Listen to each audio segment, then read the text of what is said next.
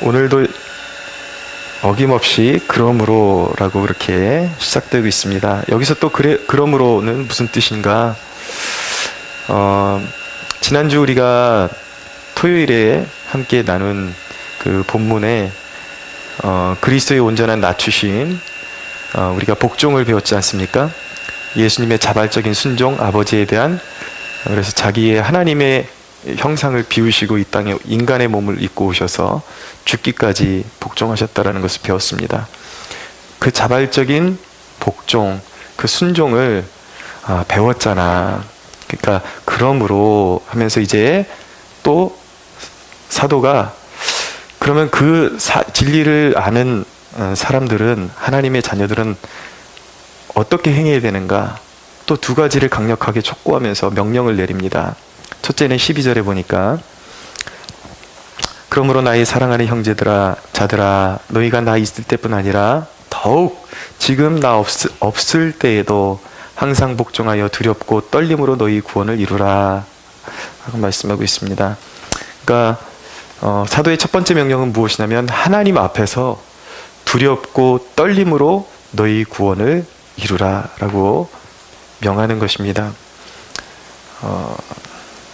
여러분, 구원의 확신이라는 것은 자기의 구원이 자기의 자격에 있다라는 것을 믿으라는 것이 아니라, 하나님의 약속에, 내가 나를 바라보면 전혀 구원의 확신을 가질 수가 없으니까 하나님의 약속을, 그리스도 안에서 나타나신 하나님의 약속을 근거로 그 주님의 행하신 그 속죄와 구속의 사역을 믿을 때에 약속으로 이미 하나님의 나라가 너희에게 주어졌다, 이것을 믿으라는 것입니다. 그래서 자기 자신을 의지하지 말고 내게 그 그리스도 안에서 그 구원이, 하나님 나라가 이미 약속의 형태로 주어졌다라는 것을 강조할 때 우리가 구원의 확신을 가지라고 하는 것이죠. 그러니까 이것은, 구원의 확신이라는 것은 어떤 죄를 방조하기 위한 용도가 아니라, 우리가 연약함 가운데 절망에 빠질 때가 있습니다. 내 자신을 바라보면 계속 무너지잖아요. 그럴 때 그러니까 고의적으로 죄를 짓는 자들에게 주신 선물이 아니라, 끊임없이 죄와 싸우는데 무너지는 자들에게 주신 이정표라고 말씀드릴 수가 있는 거예요. 너희가 이 그리스도를 통해서 주어진 약속, 예수 그리스도를 바라보고 있는 한 너희는 반드시 약속대로 구원에 다다를 거야. 이것을 확신하라는 것이죠. 이게 구원의 확신이에요. 그러나 구원에는 아직의 상태라는 것이 있습니다. 아직의 상태. 그러니까 약속의 형태로 이미 주어졌지만, 이 땅에서 우리가 지금 구원을 이루어 가고 있는 현재 진행형의 상태를 이루고 있는 것입니다.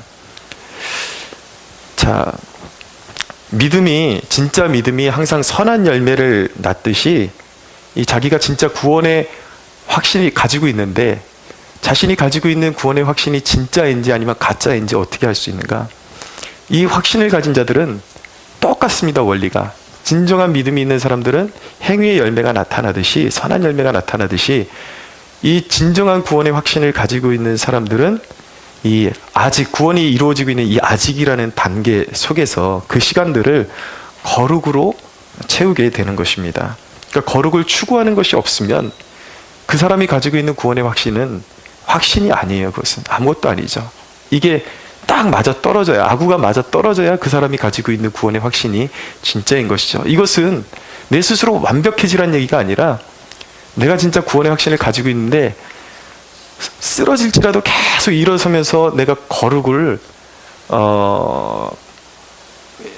추구하고 있는가의 문제인 것입니다. 계속해서 고의적으로 죄를 짓지 않고 끊임없이 거룩을 추구하면서 나아가는 상태에, 그런 상태가 되어야 한다는 것이죠. 근데 여기서 중요한 것은 무엇이냐면, 그 끊임없이 하나님을 추구하는 상태를, 자 보십시오. 지금 나 없을 때에도 라고 말씀하고 있어요. 12절 중반절에 보니까, 더욱 지금 나 없을 때에도 항상 복종하여 두렵고 떨림으로 너희 구원을 이루라. 그러니까 사도 바울이, 그러니까 이 이야기는 쉽게 얘기하면 이것입니다. 강제하는 사람이 없을지라도, 그러니까 너희를 이렇게 해야 돼, 저렇게 해야 돼, 꼭 통제해주는 사람이 없을지라도 사람을 보고가 아니라 항상 너희 안에 있는 구원이 진짜인 것을 하나님 앞에서 두렵고 떨림으로 이루어 나가라는 것이죠. 그러니까 사람을 보고 신앙생활하지 말고 하나님과 독대하는 그 감정으로 거룩하신 하나님을 두려워하고 온 인류의 심판장이 되시는 하나님을 두려워하는 가운데 지금 이 순간에 또 영적으로 나태해지지 않도록 두렵고 떨림으로 구원을 이루어 가라는 것입니다. 여러분, 강제하는 사람이 있어야만 지킬 수 있는 신앙이 되어서는 안 되는 것입니다. 우리가 신앙생활하는 것은 사람에게 보이려고 신앙생활을 하는 것이 결코 아닙니다. 사람이 있으나 없으나 두려움으로 그리스도의 그 예수님께서 친히 보여주신 자발적인 순종, 그것처럼 하나님과 나와의 관계 속에서 신앙생활을 하는 것이죠. 우리가 예배를 드리는 것이 이게 목사가 만들어낸 게 아니잖아요.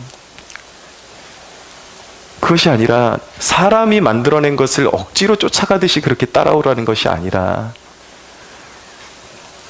어차피 우리가 하나님께로부터 부름받았단 말이에요. 그럼 하나님을 섬기기로 부름받았단 말이에요. 그러면 그 이야기는 뭐예요? 영적인 양식이 없이는 나는 주려 죽을 수밖에 없는 존재가 되었다라는 거죠.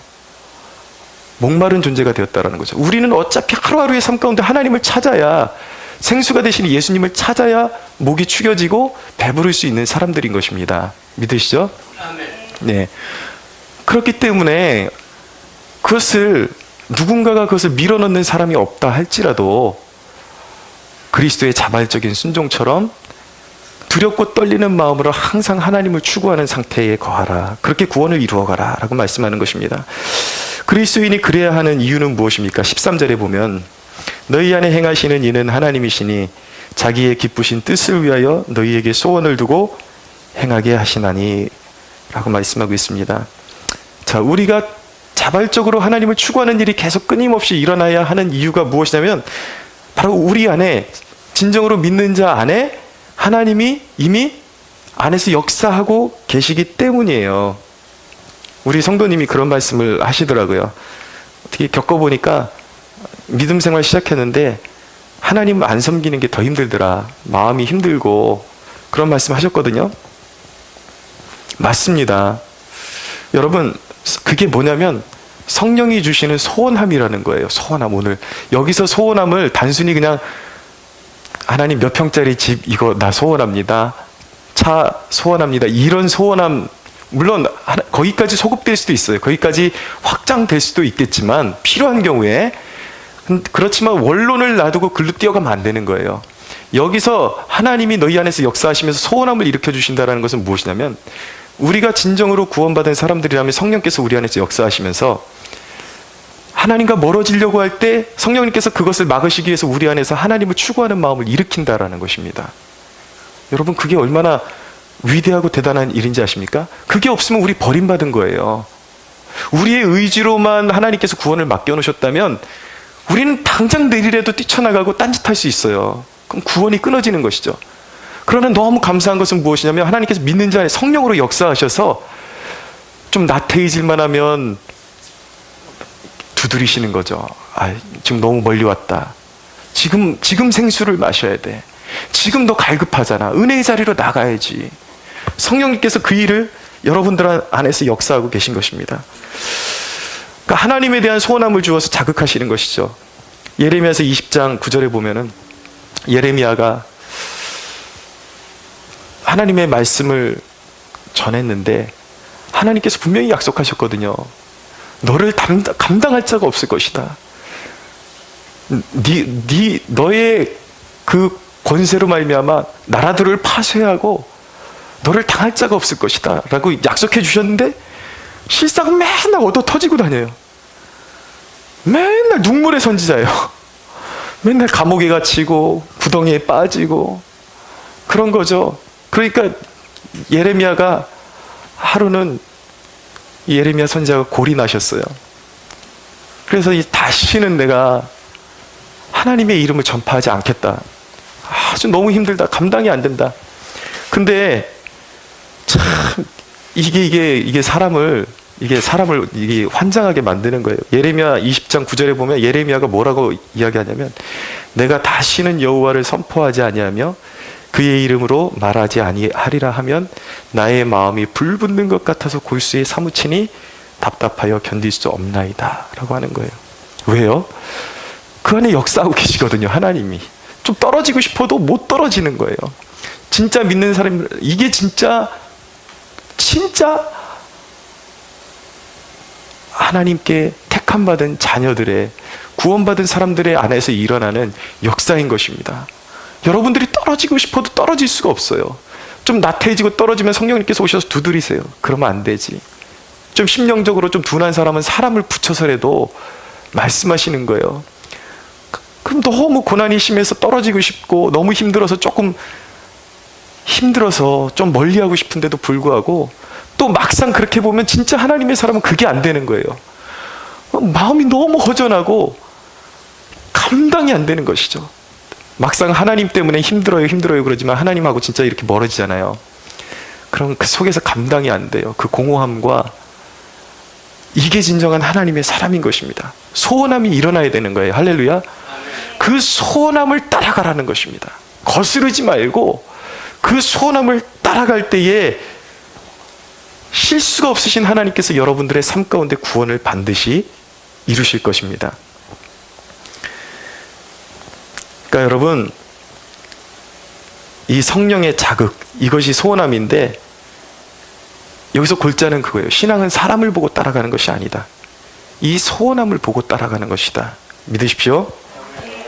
자, 두 번째, 첫째는 두렵고 떨림으로 하나님 앞에서 구원을 이루어 가라라고 사도가 명령했습니다.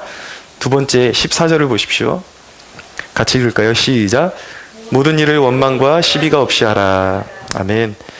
네, 여러분, 하나님을 섬기는 것이 하나님이 주신 은혜인데, 도대체 우리는 사람에게 하듯이 계속 원망하는 이유는 무엇이냐고요.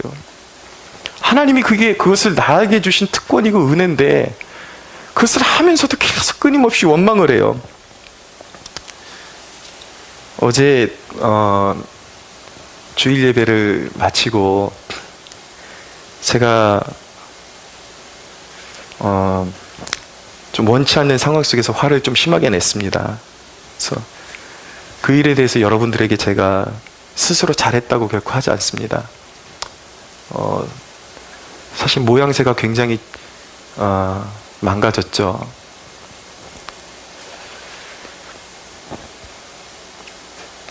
그런데 여러분, 저는 그것을 말하고 싶습니다. 왜 받은 은혜에도 감사하지 못하는가, 우리는. 여러분, 기도에서 은혜 받고 났으면 감사를 해야지 왜 원망하는 것입니까? 왜 불평하는 말투가 섞여 있는 것입니까? 여러분, 밥을 잘 먹여놨다니, 초청해서 밥을 잘 먹여놨으면 그냥 배부르면 감사하면 될 일을 꼭 그냥 맛있으면 맛있었다고 말하면 되는데, 꼭 그거를 표현할 때 더럽게 맛있었다, 더럽게 배부르다. 지금 그 배부른 것도 죄예요. 배부르면 감사를 해. 집에서는 나 혼자 있을 땐 그럴 수 있어요. 그런데 누군가가 초청해서 밥을 먹여줬으면, 맛이 없으면 그냥 오늘 좀 밥이 잘 안 됐나 보다, 그냥 입을 닫고 있으면 되잖아요. 그게 덕이 되는 거잖아요. 꼭 밥이 맛있었으면은 꼭 그냥 맛있었다고 말하면 되는데, 더럽게 배부르다, 오늘 밥맛이 왜 이러냐, 그거를 밥을 차려준 사람 앞에서 그걸 꼭 이야기를 해야 되냐고요. 그거를. 여러분, 교회가 여러분에게 어떻게든 복된 길로 인도하는 것에 대해서 무슨 불만이 그렇게 많냐고요. 우리는 얼마나 감사히 인색합니까?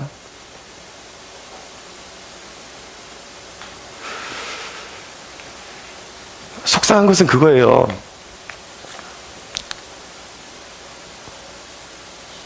아니, 목사가 성도들이 잘 되길 원하지, 목사가 성도들이 안 되길 원하는 목사가 어디 있어요? 저는요, 몸이 골아가지고 수술을 너무 많이 받아가지고 추위에 잘못 한번 노출되면 진짜 그 자리에 쓰러집니다. 저는 여기 새벽기도 나오다 그 자리에 주저앉은 적이 한두 번이 아니에요, 겨울에. 그런데도 자기 자식 정신적으로 이상하다 그래가지고 좀 어디 좀 찾아달라 그래가지고 가서 1시간 넘게 밖에서 벌벌벌벌 떨면서 기다려서 허탕치고 들어오고, 또 병원에 나타났다 그래 병원 찾아가지고,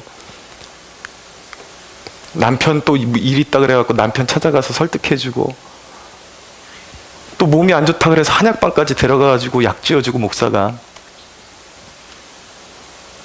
너무 안타까워서 목사가 조언할 수 있잖아요. 집이 막 콩가루가 되니까. 그럼 목사가 잘 되라는 그 마음을 가지고 좀 앉아서 얘기 좀 하자 그러면 몇 마디 하다가 몇 마디 듣기 싫으면 그냥 자리에서 일어나서 가버리는 게 한두 번이 아니에요. 왜 그러는 것입니까, 도대체? 나이 어린 목사라고 그렇게 해도 되는 것입니까? 그렇게 은혜 받으라 그래도 설교 시간에 팔짱 끼고 자다가, 주의 종들은 그게 있어요, 여러분. 기름 부음이라는 게 있어요. 그 예배 때 하나님의 임재가 얼마나 강했는지 이게 느껴져요. 어느 때는 오늘은 맹맹했는지, 어느 때 하나님이 역사를 많이 해주셨는지.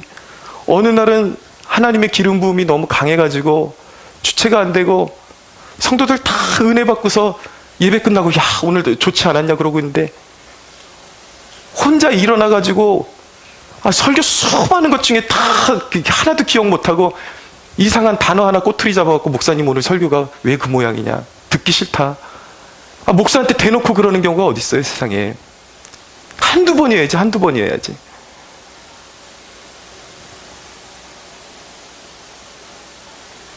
여러분, 설교가 찔리면 회개를 해야지.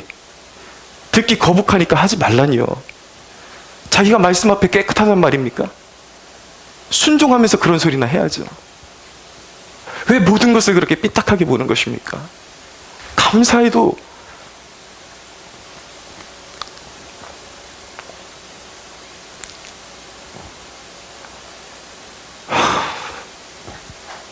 지난번에는 예전에 한 청년은 와가지고, 목사님 설교 좋다, 은혜 된다, 여기 자가도 적응 잘할 수 있겠다, 본인 입으로 그래놓고, 이 친구가 또 운동권이에요. 세월호 광화문에 가서 으쌰으쌰 열심히 하는 친구인데, 목사님 딸인데, 제가 동아일보 보는 거 그 신문 보고서 갑자기 그러는 거예요. 저한테 찾아와가지고, 목사님 설교가 너무 시끄러워서 듣기가 싫어요. 대놓고 그러더라고요. 대놓고. 그냥 이 교회가 그냥 잘 좀 성향이 안 맞는 것 같아요. 그러면 될 거 가지고 꼭 그렇게 사람 중심을 공격하고 간다고요. 얼마나 비뚤어진 심성입니까? 우리가 왜 예수 믿고 이런 사람이 돼야 되냐고요.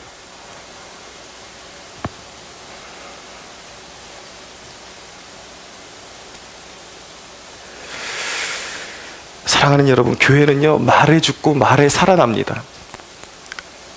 말 잘해야 됩니다. 덕을 세우는 말을 해야 됩니다. 여러분, 하나님께서 우리에게 복을 주시고자 교회에 부르셨는데요, 이 말 잘못해가지고 교회에 분란이 일어나서 교회가 깨지면 교회를 깨뜨린 죄를 일평생 지고 가야 되는 것이에요. 그래서 말 조심하라고 그렇게 계속 말씀드리는 거예요. 사랑하는 여러분, 저도 조금 더 노력하겠습니다. 우리 같이 우리 말이 덕이 되도록 조금 더 주님 앞으로 나아갈 수 있기를 원합니다. 이것을 통해서 사도가 이 두 가지를 명령하고, 이것을 통해서 간절히 사도가 원하는 것이 있습니다. 하나는 무엇인가? 첫째, 세상 한가운데서 빛들로 나타나는 것을 간절히 바라고 있습니다. 15절을 보십시오. 15절 같이 읽겠습니다. 시작. 이는 너희가 흠이 없고 순전하여 어그러지고 거스르는 세대 가운데서 하나님의 흠없는 자녀로 세상에서 그들 가운데 빛들로 나타내며. 예. 어그러지고 거스르는 세대 가운데서 빛들로 나타나기를 원한다. 진리를 거스르는 세대. 여러분, 우리가 예수 믿고 은혜를 충만하게 받았는데 왜 진리를 거스르는 사람들처럼 말하고 살아야 되냐고요. 그러지 말라는 것이죠. 빛은 도드라지는 것입니다. 무엇인가 바로 이런 태도를 말하는 것입니다. 제 성경을 좀 찾아서 읽어드리겠습니다.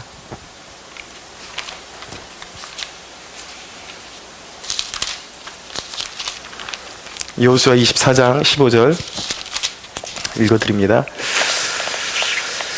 만일 여호와를 섬기는 것이 너희에게 좋지 않게 보이거든 너희 조상들이 강 저쪽에서 섬기던 신들이든지 또는 너희가 거주하는 땅에 있는 아모리 족속의 신들이든지 너희가 섬길 자를 오늘 택하라. 오직 나와 내 집은 여호와를 섬기겠노라 하니. 세상이 다 떠나가고 신앙적으로 부패한다 할지라도 나와 내 집만큼은 여호와를 섬기겠다. 여러분, 이것이 세상 한가운데 빛들로 드러나는 그런 삶인 것입니다. 모두가 진리를 거스르고 떠나갈 때 진리의 깃발을 들라는 거예요. 정체성에 관한 문제예요. 분명한 정체성을 가져라. 그것이 사도가 원하는 것입니다. 두 번째, 생명의 말씀을 확증하는 삶을 살아내는 것을 간절히 원하고 있습니다. 이것은 행동하는 삶의 양식에 관한 거예요. 16절을 보겠습니다. 16절 한번 읽어볼까요? 시작. 생명의 말씀을 밝혀 나의 다름질이 헛되지 아니하고 수고도 헛되지 아니하므로 그리스도의 날에 내가 자랑할 것이 있게 하려 함이라. 아멘. 여기서 생명의 말씀을 밝혀라고 말하는 것은 그냥 의미를 깨달았다, 성경의 말씀의 의미를 깨달았다라는 것이 아니라 여러분들의 행동을 통해서 여러분들이 안에 가지고 있는 진리가 거짓이 없는 것임을 확증하게 된다라는 것입니다. 그러니까 여러분들이 살아갈 때에 우리는 성경을 보면서 하나님을 보게 되지만 세상 사람들은 우리를 보면서 하나님을 이해하게 된다라는 것을 우리가 깨달아야 한다라는 것이죠. 우리의 삶의 방향성과 행동 지침이 이 성경의 진리를 확증하는 삶이 되도록 해라. 요즘 그 동성애 반대 운동으로 핵심 그 축으로 들어온 아주 유명한 교수님이 한 분 계십니다. 이정훈 교수님이라고. 원래 뭐 스님도 해보셨고 종자연에서 기독교 문어를 드리는 그 핵심에 있던 분인데, 이분이 그 말씀하시는 게 뭐냐면 답답하다라는 거예요. 자기가 회심하고 나니까 교회 오니까 너무 답답한 게 그리스도인들이 정신이 너무 유약하고 적들은 너무나도 활개를 치는데 그리스도인들은 그냥 믿음이라는 이름으로 너무 수동적이라는 거예요. 너무 유약하다라는 거예요. 무엇이냐면 적들이 의도적으로 그 법을 이렇게 잘 활용해가지고 기독교를 공격하고 있는데 그걸 모르고 너무 세상에 잘 순종한다라는 것이죠. 예를 들어서 공공단체에서 기독교 활동하는 것을 막기 위해서 너희 기독교가 어떤 학교에서나 공공관서에서 예수의 이름을 증거하거나 어떤 예배 활동을 하는 것은 타종교에 대한 차별행위다. 그래서 절대 하면 안 된다. 그런 법안을 제정한다 그러면 그리스도인들이 들고 일어나야 되는데 너무 순종을 잘한대요. 그건 정치적인 거니까 기도만 하자.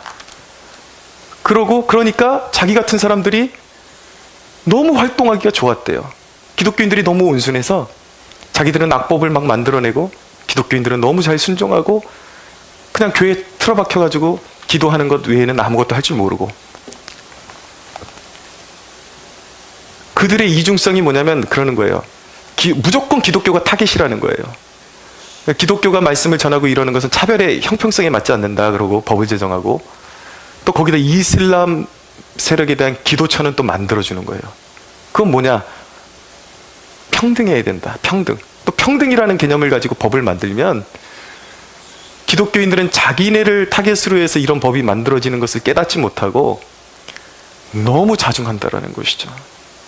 그래서 이래서는 안 된다라는 거예요. 기도하면서 적진에 들어가서 현장에서 싸울 그리스도인들의 영성이 회복되어져야 한다는 것입니다. 복음의 진리는 그냥 단순히 생활에서, 그냥 일상적인 단순한 생활에서만 적용되어지는 것이 아니라 이 진리를 지켜나가는 일에 우리가 진리라고 믿고 있는 것을 지켜내기 위한 행동까지도 필요하다라는 것이죠.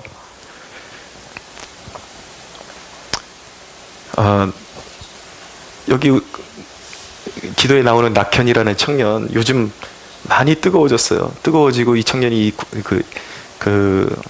국가에 대한 이 위기의식을 느끼기 시작하면서 오늘 계속 카톡이 와요. 아까 보니까 외대의 그 신천지를 방어하는 그런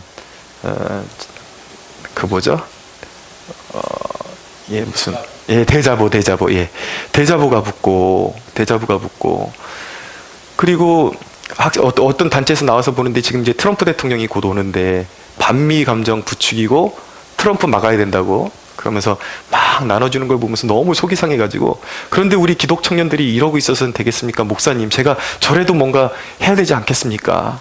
그러길래 야, 좋다, 같이 하자. 한번 만들어봐. 뭐 생각나는 거 좀 만들어봐. 같이 하기로 했어요. 같이 돌릴 거예요, 이제. 여러분, 행동하는 그리스도인들이 되어야 하는 것입니다. 할렐루야. 여러분, 제가 스위스의 명품 시계가 나오는 이유를 알게 되었습니다. 그게 뭐냐면, 이 교수님 제가 설교를 듣다가 좀 알게 됐는데, 이 프랑스 개신교도들을 위그노라 그럽니다. 위그노. 이 위그노, 영국의 청교도들 시대에 이 영성이 너무 뛰어나가지고 사회가 막 변하는 거예요. 왜 명품 시계가 나올 수밖에 없는가? 이 위그노가 이제 스위스까지 이제 그런 영향을 미쳐가지고 그 프로테스탄트의 정신, 개신교도들의 정신, 개혁 정신, 이것이 원래 여러분 우리 개혁 신앙의 가장 중심축은 뭐냐면 일요일에만 여기 나와서 신앙생활하는 것으로 끝나고 사회생활 따로 하는 것은 이거는 사실은 변질된 기독교예요. 원래 기독교는요, 이 존 칼빈을 통해서 이렇게 확정된 이 종교개혁의 정신, 원래 직업은 하나님께서 우리 그리스도인들에게 주신 소명의 자리다. 그래서 교회의 연장선상으로 직업을 바라보았습니다. 그러니까 하나님께 영광으로 우리가 여기서 기도하고 찬양하듯이 똑같은 정신으로 일터를 담당하는 거예요. 그러니까 시계를 만드는데 그 사람들은 그게 그냥 자기의 그냥 돈 버는 단순한 직업이 아니라 하나님께 영광이에요. 시계를 만드는데. 그러니까 디테일하게 연구하고 꼼꼼하게 섬세하게 만드니까 그게 세계 최고의 시계가 되는 거예요. 그 불을 창출해내는 것이죠. 그들의 특징이 뭐냐면 불을 창출해내요. 그러나 망가지지 않아요. 이 위그너들의 특징이 나라를 부강하게 하지만 사치가 없어요. 검소해요. 근데 여러분, 우리가 그리스도인 할 때 마치 가난한 것이 그리스도인 양, 여러분 사실 물리적으로 가난하다, 부하다, 이것이 그리스도인의 가치는 아니에요. 그런데 이 시대에 만연한 오해가 무엇이냐면 가난한 것이 그리스도인이 마치 추구해야 될 길인 것처럼, 그러는데 그거는 완전히 오해예요. 원래 기독교가 프로테스탄트가 가는 곳마다 나라가 부강해집니다. 교육열이 굉장히 거세집니다. 왜냐하면 하나님께서 그들이 오직 하나님의 영광을 위해서 일하니까 그 나라와 민족에게 복을 주시는 거예요. 할렐루야. 근데 단지 진정한 프로테스탄트들이 있는 그곳은 부강해진다 그래서 그것은 나라를 살리고 교육을 시키고 그러는데 힘을 실어주는 것이지 자기의 사리사욕을 위한 그런 용도로 사용하지는 않는다라는 것입니다. 그것이 그리스도인의 정신이 다른 거예요. 저는 우리 캠퍼스 성막교회 여러분, 비록 소수이지만 축복합니다. 여기에 정말 위그너와 같고 청교도와 같은 영성을 회복하는 여러분들 되십시오. 여러분, 삶과 신앙이 자꾸 이분법되고 나누이니까 직장 가서도 힘들고 교회 오면 교회 오는 대로 힘든 거예요. 사실은 하나예요. 여기서 영적인 힘을 공급받고 거기 가서 하나님의 영광을 드러내는 자리예요.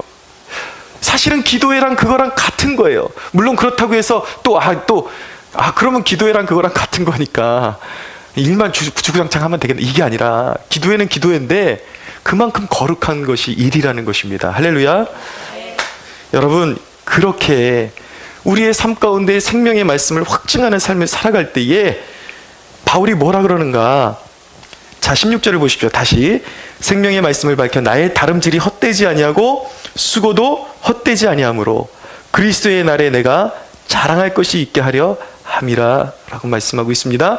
그러니까 그렇게 말씀을 확증하는 삶을 우리가 이 세상 가운데서 실천하고 살아낼 때에 우리에게 복음을 전해준 이들에게 그것이 바로 보답하는 삶이 된다는 것이죠. 그리고 궁극적으로 그것이 하나님이 기뻐하시는 삶, 우리를 위해서 피 흘려주신 예수 그리스도가 기뻐하시는 삶이 된다는 것입니다. 할렐루야. 예, 마지막으로 바울의 기쁨은 무엇인가? 17절에서 18절 한번 읽겠습니다. 같이 읽겠습니다. 시작. 만일 너희 믿음의 재물과 섬김 위에 내가 나를 전제로 드릴지라도 나는 기뻐하고 너희 무리와 함께 기뻐하리니 이와 같이 너희도 기뻐하고 나와 함께 기뻐하라. 아멘. 너희 믿음의 재물과 섬김 위에 너희 재물, 이것이 무엇일까요? 재물이라는 것은 무엇이냐면 태워드리는 것입니다. 원래 재물의 개념은 번제의 영적인 의미가 헌신을 의미하는 것입니다. 태워드린다라는 것은 완전한 헌신을 의미하는 거예요. 근데 이 대목을 또 우리가 이 맥락에서 빌립보서의 맥락에서 이해를 하면 바울이 이 얘기를 꺼내는 이유가 무엇인가? 자, 제가 처음에 빌립보 교회가 로마 감옥에 갇혀 있는 바울에게 헌금을 거두어서 전해주었다라는 것을 말씀드렸습니다. 근데 그들이 어떤 상태에서 그런 헌신을 했는가? 고린도후서 8장 1절에서 2절에 보면 이렇게 말씀하고 있습니다. 형제들아, 하나님께서 마게도냐 교회들에게 주신 은혜를 우리가 너희에게 알리노니 환난의 많은 시련 가운데서 그들의 넘치는 기쁨과 극심한 가난이 그들의 풍성한 연보를 넘치도록 하게. 누가 여기 이렇게 재물이 되도록 헌신을 한 것입니까? 죽기까지. 극심한 가난에 있는 사람들이 돈을 삼삼오오 걷어가지고 하나님의 영광을 위해서 찢어지게 가난한 사람들이 그 헌신을 감당한 거예요. 이게 얼마나 귀한 재물입니까, 여러분? 이건 정말 눈물 없이는 받을 수 없는 재물인 것이죠. 바울이 이렇게 고백하는 것입니다. 너희들의 그 버거움을 안다. 그러나 나의 마음은 너희들의 그 재물 위에 나를 부어준다고 할지라도 라고 이야기하는 거야. 나를 부어줄지라도 아깝지 않다. 여러분, 제가 이것을 현실적으로 여러분들이 알아듣게 적용을 해드리겠습니다. 내가 사역으로 인해서 예를 들어서 그거예요. 주일날 새벽부터 나가고 기도하고 설교를 하고 진이 쫙 빠져가지고 혼이 나가 있는 상태에서도 너희가 나에게 도움을 요청하면 기쁨이 될 수만 있다면 내가 기꺼이 너희를 도와줄 텐데, 그럴지라도 내가 정말 기운이 정말 내 혼이 다 빠져나가는 상태에서 너희에게 도움을 줄지라도 그것이 나의 원망이 아니라 기쁨이 되고 또한 기쁨이 될 것이다. 할렐루야. 여러분 많이 회개하셔야 됩니다. 여러분, 아멘은 하시지만 가만 보면 지독히도 불평이 빠지지를 않아요. 말에 적용하십시오. 말로만 십자가 타령하지 말고 제발 십자가 좀 제대로 지십시오. 십자가는 우리의 무거운 짐이 아니라 우리 그리스도인에게는 참 기쁨임을 믿으시기 바랍니다. 우리 하나님께 영광의 박수 올려드리겠습니다.